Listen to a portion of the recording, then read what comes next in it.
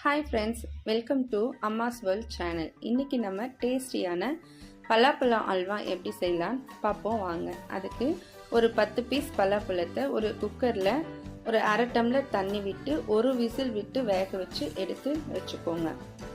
அப்புறம் ஒரு 50 கிராம் வெல்லத்தை எடுத்து பொடியாக நசுக்கி பாகு மாதிரி காய்ச்சி வச்சுக்கோங்க. இதுக்கு கம்பி பதம் எதுவும் தேவையில்லை. அப்புறம் ஏற்கனவே வேக வச்சுருந்த பலாப்பழத்தை ஒரு மிக்சி ஜாரில் ஆட் பண்ணி நல்லா பேஸ்ட் மாதிரி அரைச்சி எடுத்து தனியாக வச்சுக்கோங்க.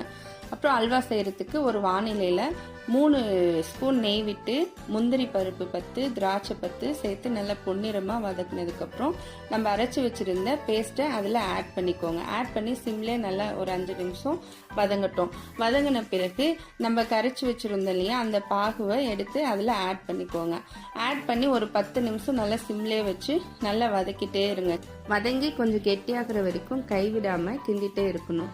கிண்ண பிறகு லாஸ்ட்டாக ஒரு 2 டேபிள் ஸ்பூன் நெய் அல்லது ஒரு அரை கப்பு எள்ளெண்ணெய் சேர்த்திக்கோங்க.